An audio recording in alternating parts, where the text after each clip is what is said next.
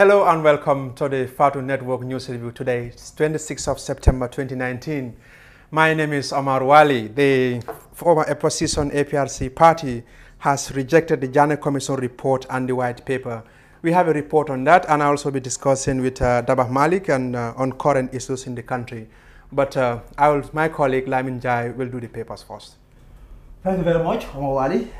So today we have the standard as well as the point. The point or the standard lead story is saying Modu Cham's claims on NDP, that's the National Development Plan, misleading. Also, the standard is reporting that Assembly adjourns, that's the National Assembly adjourns debate on President's speech, insisting on President or VP's appearance. Also, Major Wasak Kamara denies ordering student arrest and torture. Also, Gambia represents Africa at ACP meeting in New York. We also have delegates flying as Young African Leaders or awards nears.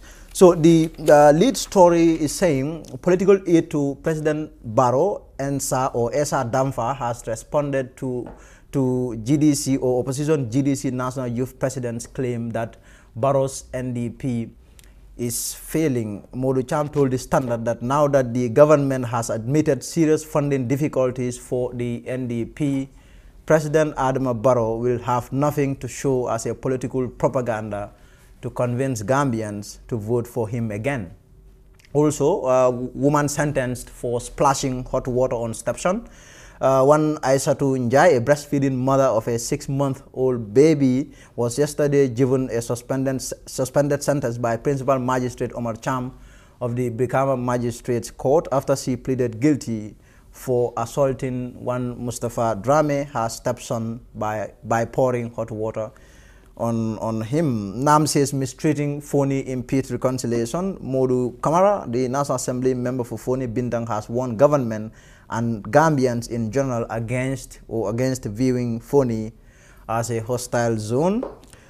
So Major Wesa Kamara, who testified before the TRRC yesterday, is denying ordering student arrest and torture. Major Wesa Kamara, the soldier in charge of Kudang Post, widely alleged to have been an active officer in the violent quelling of the April 2000 student riots in the provinces, yesterday denied giving orders for the arrest and torture of students.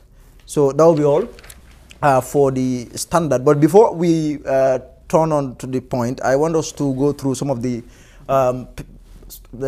reports that are being reported by Standard there. Standard is saying Modu Cham's claims on NDP. So that's Esa Damfa there, responding to MC Cham Jr., who is the National Youth President for Gambia Democratic Congress, saying the government, Barrow's administration, has admitted that the NDP is facing financial difficulties, meaning what he's trying to say there is that the NDP is failing.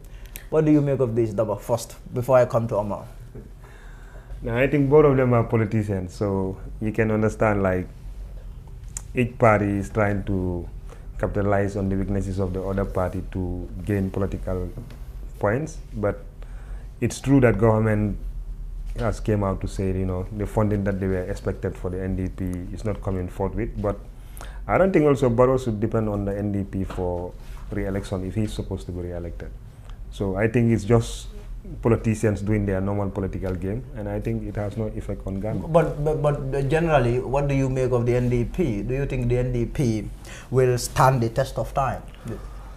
No, for me, from the beginning, I've said this, the NDP wasn't ambitious enough. Should Gambia's development be based on a paper or a document that is catered for 2 years or 3 years? No. And probably these are some of the things why some of the fundings are not coming.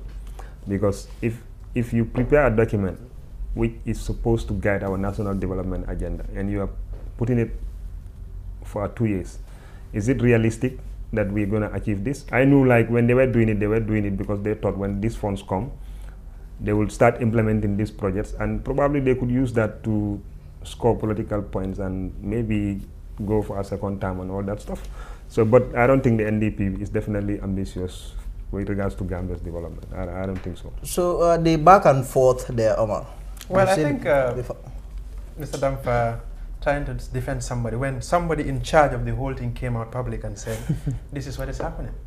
I think Gambia should be beyond some of these political, how would I say it, being sometimes when serious people come, people in charge of responsibilities come publicly and tell us that this is the problem we have, they should not come to politicize some of this because this has effect on our lives. I think that's what Mr. Damfa, this is not a normal politics every day between political party A and B and C. We are talking about National Development Plan. So these are serious matters, and sometimes people talk about things that they don't even have an idea about. Somebody said this is happening, and you are saying, because an opposition spokesperson or somebody in the opposition said this is what is happening, you want to counter that. But somebody in charge said this is what is happening. I think Gambians should think beyond that. So the Standard is also reporting on the National Assembly brouhaha there. The National Assembly has, adjourned its debate on the president's speech for the second time in 2 days. They are insisting that the president or the vice president must be in attendance. Unprecedented stuff there. This has never happened, Daba.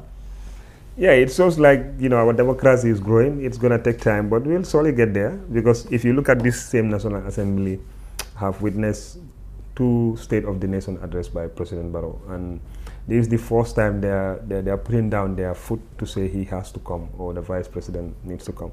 And I always tell people it's not a crime for Barrow not going to the National Assembly, to be honest, because the Constitution is very clear. It's either him or the vice president can go and represent him. And what I cannot just understand is I think Barrow's advisors or people who are close to him or people in cabinet, it's either they are not honest with the guy, or maybe they just want to set him to fail, because I see no reason why Barrow could not just take maybe 3 hours of his time to just go out there at the National Assembly, sit down. This is not a question and answer session. This is just National Assembly members, raising issues that probably they need more clarification about, and you have the whole government machinery, so you can go with them. And then these people will take note. At the end of the day, they will just summarize everything and then give it to you, go and stand and say, this is what my government says. But another thing also that I think the reason why some of these people would advise him not to go is, looking at that speech, is the statistics that they're giving him realistic? Yeah. Are they true representation of what really is on the ground? What really obtains, you understand? Yeah. So it's possible they cook figures. I'm not saying that's what they did, but that could be a possibility. And to hide some of those things, they wouldn't want the president to go there, or they wouldn't want somebody to go there. And another thing is, for me, I think we needed, what I expected from that speech, there are a lot of issues that the president should have talked about. Yes, in terms of presentation, like the way he delivered the speech, this is his 3rd State of the Nation address, and I think this one was the best. But in terms of issues, for example, Gambia is mining the black sand. I didn't see anywhere in that speech that it captures that during the period, this is how much we have mined and this is how much revenue government has generated. We have given fishing license to some trawlers. They are not telling us how much, because for me it's the financial aspect of it, not the structures that you are building, because the structures that you are building, like roads, bridges and all those stuffs, is good, but they are not directly bringing revenue to the government. But these are things that the natural resources that government owns, and you've given license to people or to companies that are mining these things.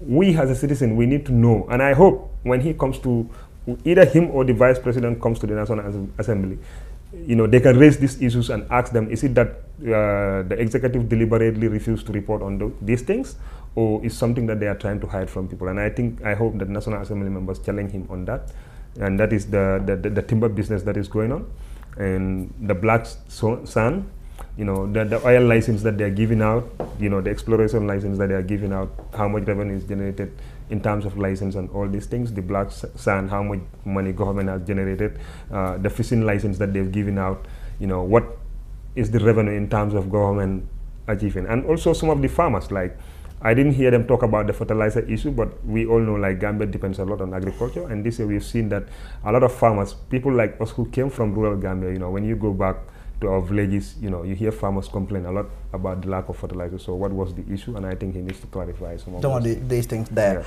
So Omar, the one issue that has been emerged, this issue of the president not being comfortable to come before the lawmakers. Some are saying, I spoke to a National Assembly member yesterday, and he said he heard a senior government official saying that these MPs were out to embarrass the president once he gets to the National Assembly. And there are a lot of theories out there. What do you think must have triggered the president excusing himself and trying to throw the vice president in front instead? Well, as far as I know, and as far as I'm concerned, if the president is not comfortable, one thing, maybe the language. I always tell people it's not a force for the president to speak English by force. He speaks nearly all the local languages here. And he's quite fluent in these languages. If the president feels that he wants to talk to people, the National Assembly members invite him. In East Africa, we all know in Kenya, the official language is Swahili. It is forced. You go to Kenya, you go to Tanzania, that is it. English should not be something that should kind of discourage him or so. I think he should come and talk to people. The more you talk, the more we put things together and so on. But bringing the vice president also, I think that will not solve much problem. The president himself should come. Let's talk. Let's discuss as a nation. Let's speak our local languages. And even not the president himself, even the National Assembly members, some of them will become more comfortable to ask the president in local languages than in English. Well, let's now look at what the point is important today. Before we go to point, I think something like the statement also made by Adler Source that Fonyi is a hostile zone. Oh, yes. Also go down well with some that didn't go down well, and I think that is what Standard is reporting on today, because one of their MP, the Fonyi Bintang Karanai MP, is saying that people should not view or look at Fonyi in a certain light, that this would not go down well with the issue of reconciliation there. That's Modu Kamara, that's the MP for Fonyi Bintang. Do you agree with what Modu is saying? And if you try to put it into context and what Adelaide Sose, Deputy TRRC Chair, was saying. According to, I spoke to another official also said they had similar problem. That is another commission different from the TRRC. But people go to war zones and they negotiate. I'm a journalist, and most of the time I go to Fonyi early in the morning, and I know a few people, especially in Biam, Amul Nyasi. Sometimes I visit him, and he will take me to the market, and so somebody like me, I'm comfortable. So if also you are talking about reconciliation, even in areas like Fonyi that you quote unquote is a hostile zone, bring them and talk to them. But if the government, for example, brand Fonyi as a hostile zone, you also have that mindset that Fonyi is a hostile zone, and that thing get reached to those people also. They also have the same mind that this government is looking at us differently. I confronted a minister sometimes last year because I interviewed an official, somebody from Fonyi, and he told me fertilizer was distributed in the country, but Fonyi, they denied them. And I then Minister of Agriculture, I told him, well, you accuse Jammeh of all these things. Now that you came into power, you're supposed to be minister and president for all, but you are giving fertilizer to a certain part of the country, and you are not giving to a certain part of the country. If these people, you consider them to be hostile, you should not continue with that thing. Engage them in dialogue. We can make a better Gambia. Do you have anything to add to that, Daba? Yeah, for me, I think they got everything wrong with regards to Fonyi from the onset. And I've written about this, I've said this, the fact that they came in and they fired everybody that was from Fonyi and has a Jolas on them. And these are the realities that people need to talk about. And left people within the system who serve the same government, but because probably they are not Jolas and they are not Fonyi, they were spared. You understand? That's where everything started. After that, we had the Haruna Jatta case. Haruna was killed. It doesn't matter for me whether he was killed by ECOMIG or he was killed by the Gambian soldiers. That's irrelevant. What is irrelevant is, what is important is a life was taken. Lost, yeah. I think it was very much important. And, during that period, we all knew the then Minister of Interior at that time, Maifati, came out and make very, said a statement on TV that he knew wasn't true when he was saying it. Yeah. You understand? What has come out of that? Did government hold Maifati responsible for his words, or was it a government policy that they sat down and talked about these things before he came out and speak on behalf of government? You know, they promised the people of Fonyi that they were going to look at, investigate the case. Up to today, nothing comes out of it. You know, okay, you have Fonyi is part of Gambia. Yes, it's true. Like the border villages between Casamance and Fonyi. You know, I believe security must be tight in that area because you have a rebellion or an armed conflict in Casamance. But you cannot.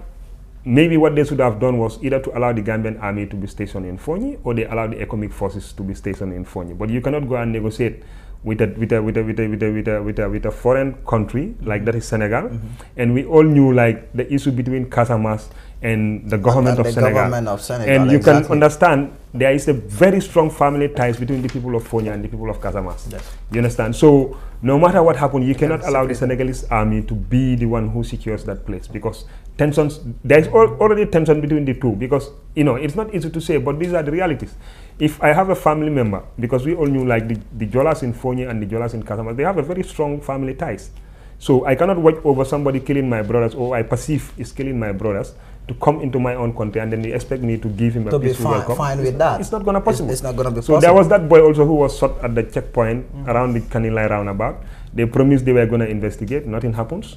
And you look at also like Jammeh came from Fonyi, and whether we like it or not, you see, no matter how bad a child is, the mother will always stand beside the child. And these are the realities, you understand? So for me, I don't see anything wrong if the people of Fonyi decided that they're standing by Jammeh. They are Gambians, they have a right to support APRC. Yes. But what also they don't have right is, they don't have right to stop government officials or people who are working on behalf of government to go to Fonyi and, you know, execute what they're supposed to do.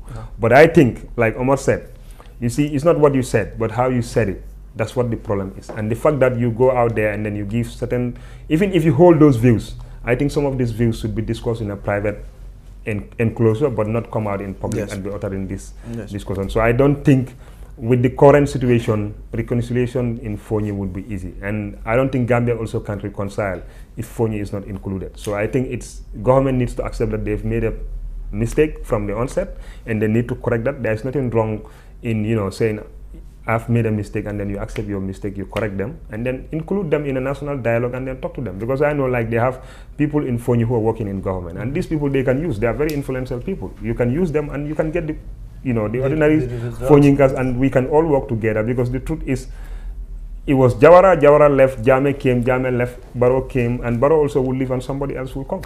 Yeah. Yes, so now enough of the standard newspaper there.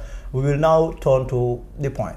The point today is reporting that FTJ, that's the interim leader of the opposition APRC, is saying that Tufa should thank Jammeh for financial support. That's Fatou Jallow there, the lady, the young lady who has accused former President Jammeh of raping her. So that's the lead story on the point. Another story there on the point is saying Major Camara, that's the same as Standard, admits soldiers opened fire, tortured students on April 11.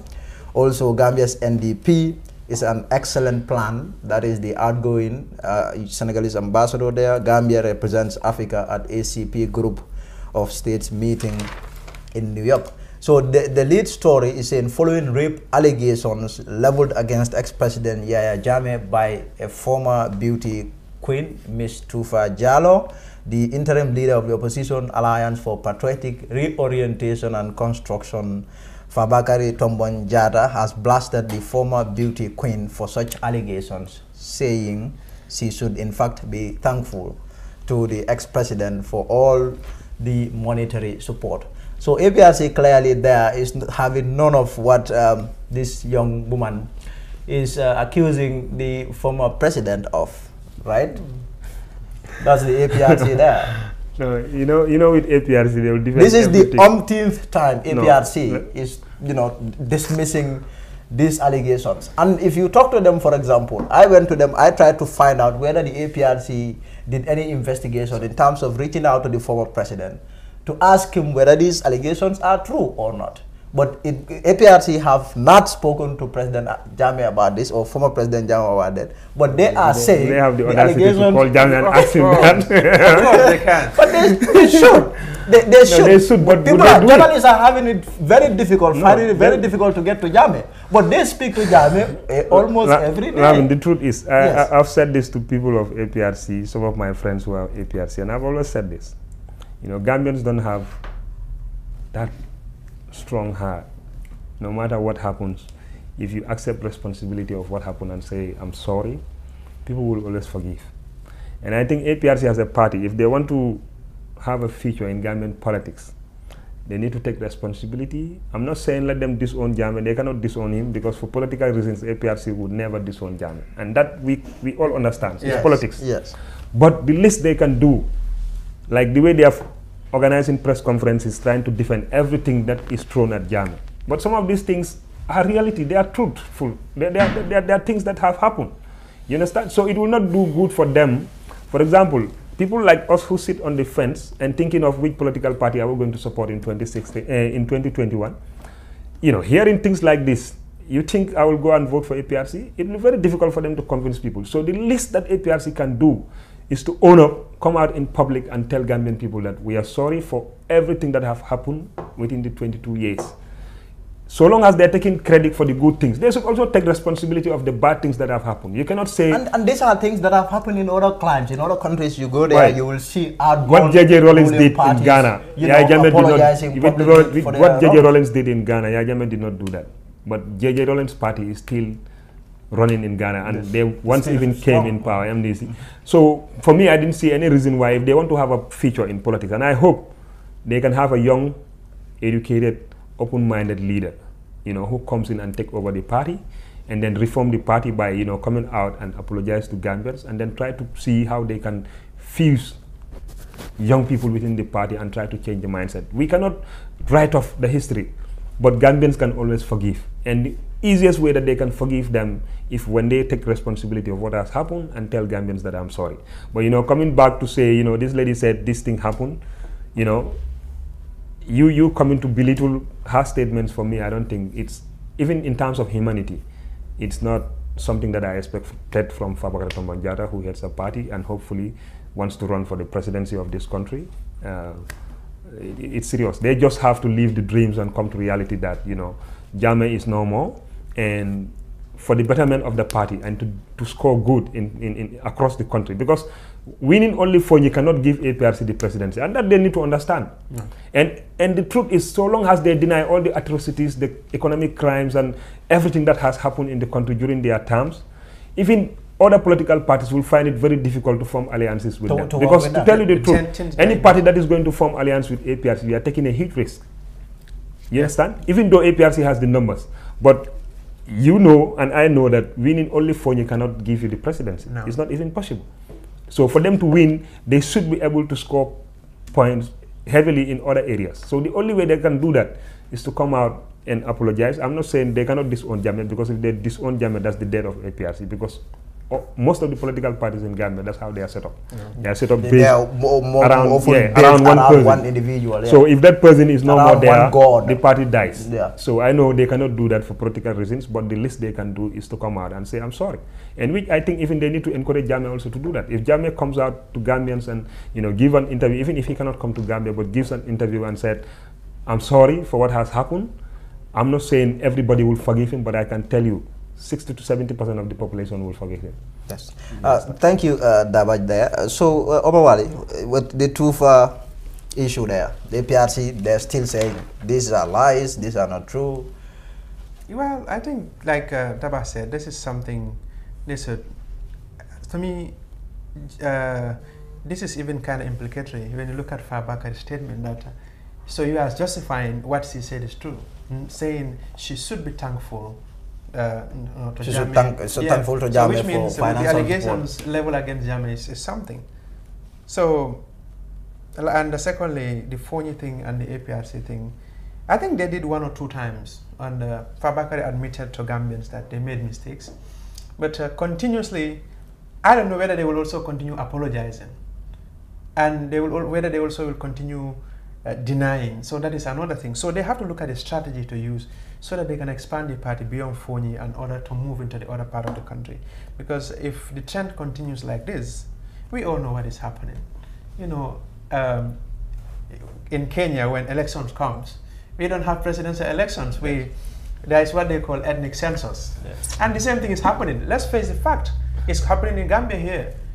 Yes. People support parties based on ethnicity. Kikuyus in Kenya will tell you, well, we are the majority, we have to do this. The Luos will say, Raila Odinga has been in opposition for a very long time, and we have to make sure that our son is there. So he's in power. Yeah. So this is the conundrum that we are also in as a country. The same thing. Africa in general. Africa in general. It's so now enough of the papers. That will be for the papers. But Omar, before we go into other issues, I just want us to talk about Omar Wali. You've been away, you were in the US. I mean, you attended this human rights, a very important summit. And yeah, finally you're back in town. So tell us about your trip. How was this summit? What can you tell us about this summit?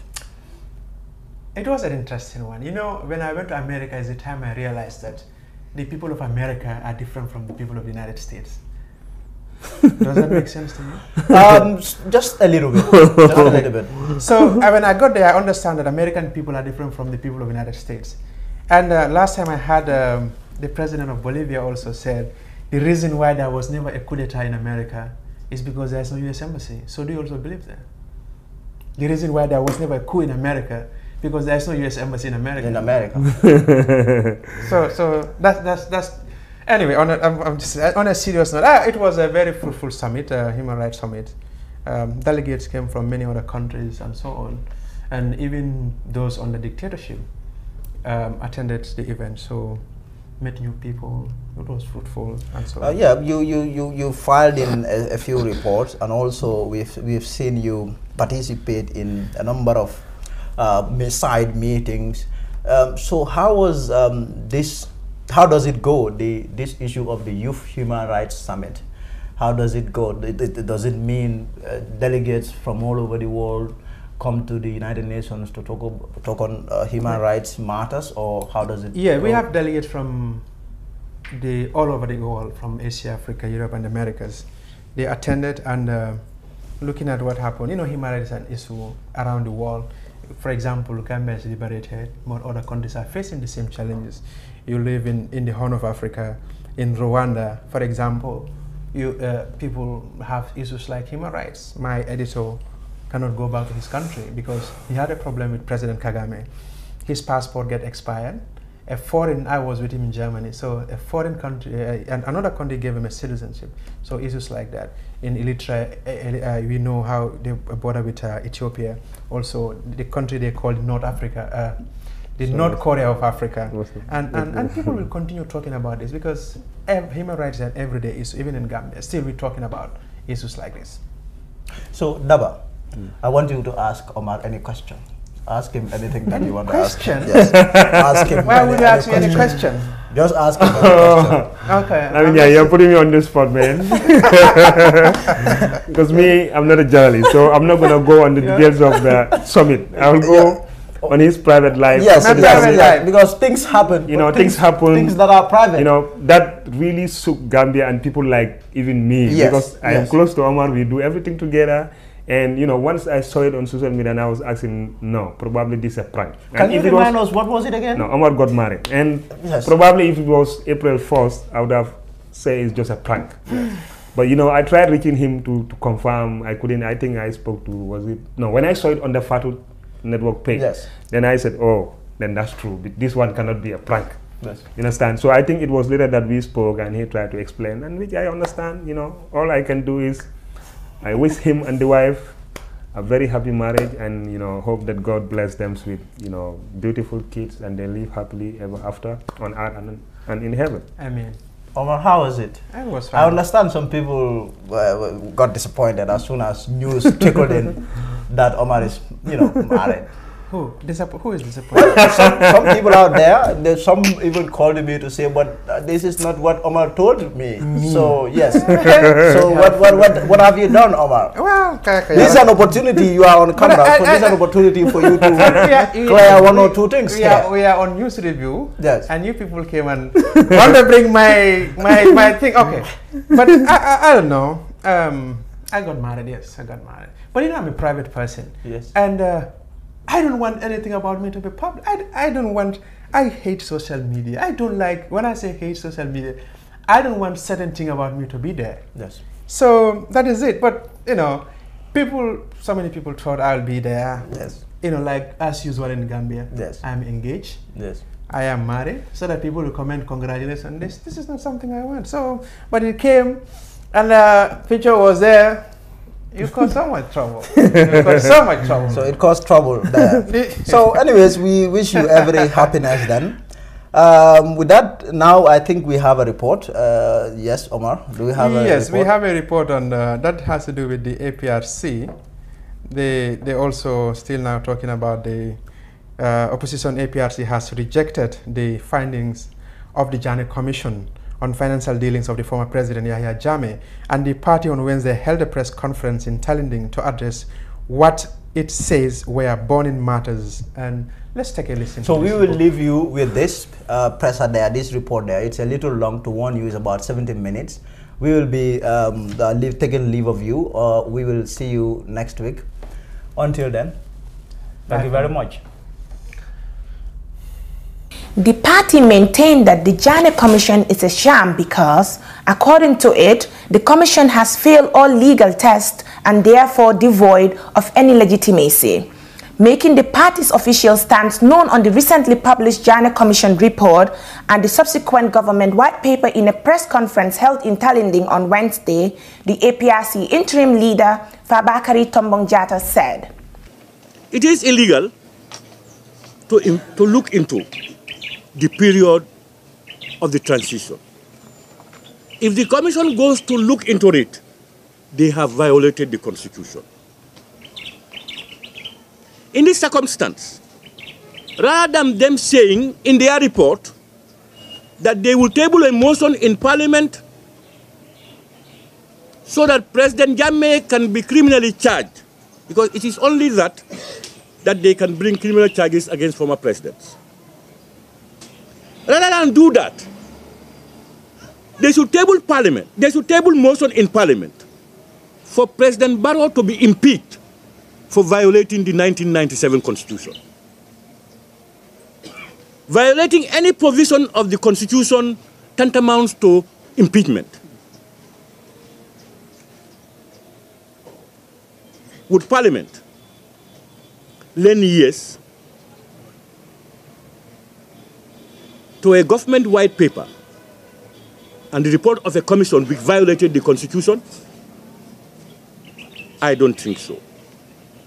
If you look at the commission itself, if they are not doing what they want, they were not interested in law, procedure, or regulation. They were doing what they want outside the law. The commission deliberately violated section 204, subsection 1 of the 1997 constitution. It reads, where a commission of inquiry makes an adverse findings against any person, it shall, underline, it shall, mandatory, at the time of submitting its report to the president, inform such person of the findings and the reasons thereof. The commission submitted their report in March of 2017, towards the end of March. The law says, latest at that time, all those people who have been affected adversely by the report, they should have been informed. None of those people I asked were informed. And the law further states that if they are informed, within 3 months they have a right to appeal to the Court of Appeal against the judgments or the government white paper.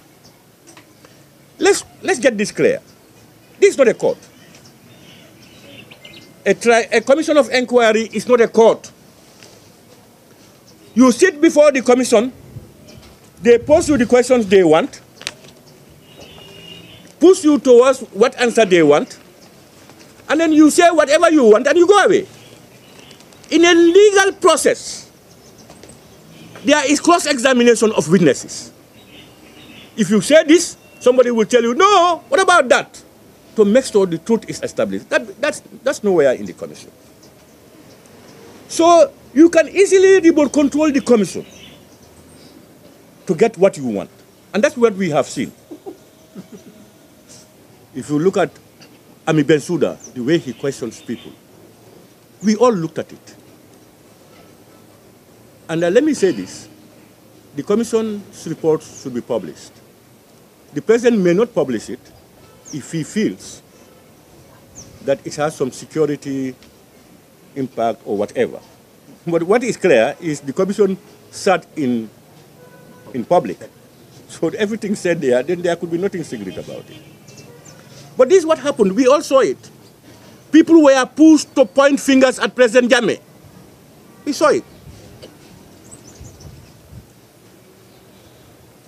And the people there, if you remember, President Jammeh set a commission on tax evasion. Those who were found wanting in that tax evasion commission of inquiry are the people sitting over to determine President Jammeh's fate. Does it mean that we don't have other Gambians, independent-minded Gambians, honest and impartial Gambians, to sit down and give Gambians the truth? You expect us to believe those people? You expect us to believe Ami Bensouda's report when he himself has been found wanting? You expect us to believe that? Is he better than those people? Is he better than Borikoli, Buba Demba, Modu Sabali? Is he better than them? The former ruling party also faults the government white paper, saying it was lopsided. Now, let's go to the commission's report submitted to government. The commission submitted a report to government. And the government is supposed to come out with a white paper within 6 months.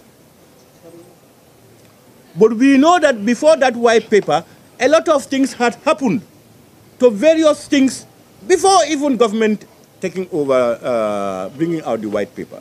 As I said, sales of Jammeh's properties and all these things, all those things happened. Our vehicles, everything happened, even before these conclusions were reached. But let's look at the government white paper. I heard President Adama Barrow saying that he is, whether you vote for him or not, he is president of every Gambian. I salute him for that, and it's true. He's my president. He's your president, honestly.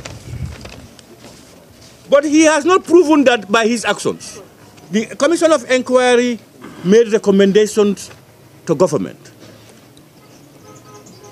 Government on its own decided that this one we are not accepting, and this one we are accepting.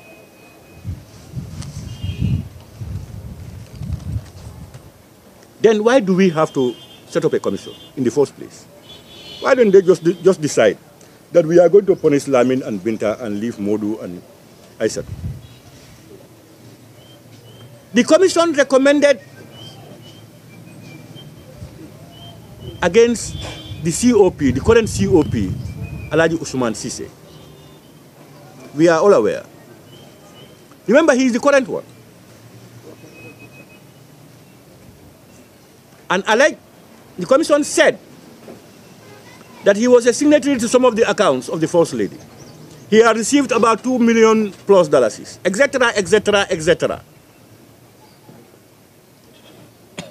And very little about Buba Demba, about Borikoli, about others.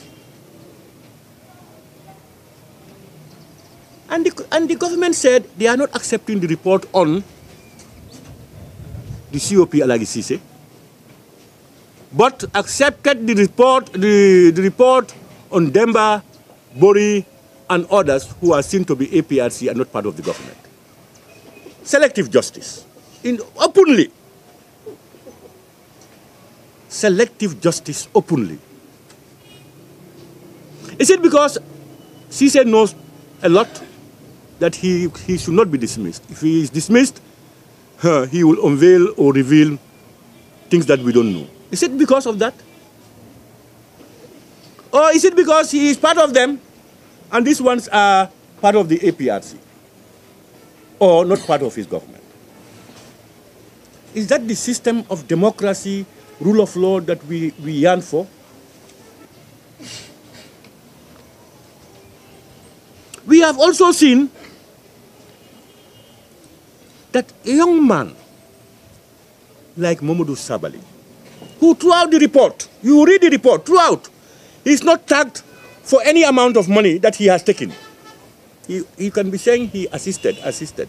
But this one, they said he received 2-point-something million.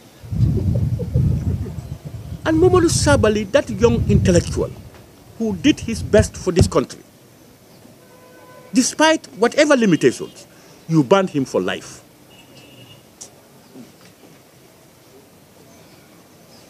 Is this not a witch hunt?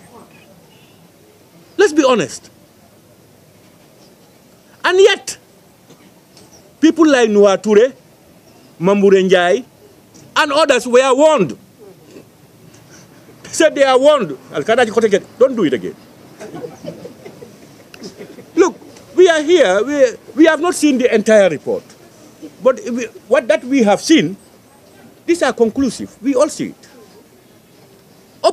Open, lopsided judgments. That's why I said if President Barrow says he is president of the entire Gambian people, true, but his actions don't display that. He is lopsided, he's one-sided, and he's allowing a clique of people within his system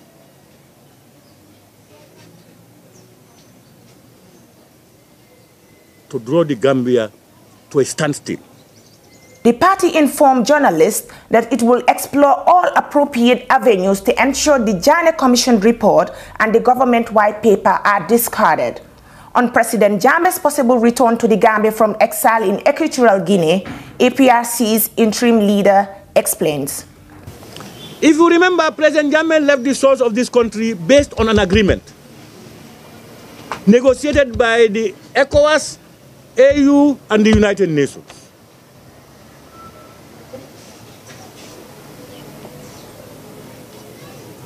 Immediately President Jammeh left the source of this country, that document was thrown into the dustbin. An agreement. And that's why President Jammeh left. We challenge the United Nations, the AU, and the UN to put pressure on this government to ensure that that document is adhered to strictly. Otherwise, they will lose credibility within the region and indeed the entire world. They will no longer be able to negotiate between parties. Which party will trust them? Turning to the planned December protest to ensure President Barrow respect the 2016 coalition agreement, Mr. Jatta states. 3 years, 5 years. Our position, I think I once made it clear to our districts. We as a party don't belong to any of these people. We are not part of the 3 years, nor are we part of the 5 years. Because at the time these pledges were made, it was not made to us, it was made to other political parties who voted them into power. And when they came up as a coalition, they agreed at their own levels, probably 3 years, which we all agreed. Yeah? Yeah, they agreed on the 3 years. You are hijacking and asking endless questions. Yeah. So when that happened, what I do know is that those 3 years is not a legal binding document. If President Barrow decides to go for 5 years, we can tell him that you are not honest, you don't keep your promises. We can say a lot of things against him. But that's not our business. What we are saying is APRC, we are waiting. We are referees, waiting. But we are part of the Gambia, and we want peace in the Gambia. When the time comes, we will decide whether we are going left or we are going right. And be rest assured, wherever we fall, carries the day. If we say 3 years, then unfortunately Barrow will come down. If we say 5 years, it means Barrow will have the opportunity to go for 5 years. But these things will be determined by the Gambia's interests and our interests. He said the Barrow government is adrift and only obsessed with Jammeh with no sustainable development goals for the Gambia. He adds, if you look at the diplomatic passport scandal that's currently on, you will look at one passport number that I have seen which reads about D0014 something, 1,400 and something. I saw the passport. Issued around 17th of July, 2019. And you see another diplomatic passport, D00, 16,000 and something. It means within 8 days, 2 weeks, almost 14,000, 15,000 passports were issued. Either sold or issued. And I heard Ibrahim Silla or Ibrahim Sankare saying that there was a newspaper that talked about Yahya Jammeh giving Chinese 9,000 passports. Sankare. Hey. Is Yahya Jammeh in government today? No. APRC is not in government today. Let them bring out the list. You see, we can no longer be fooled. This is what they did.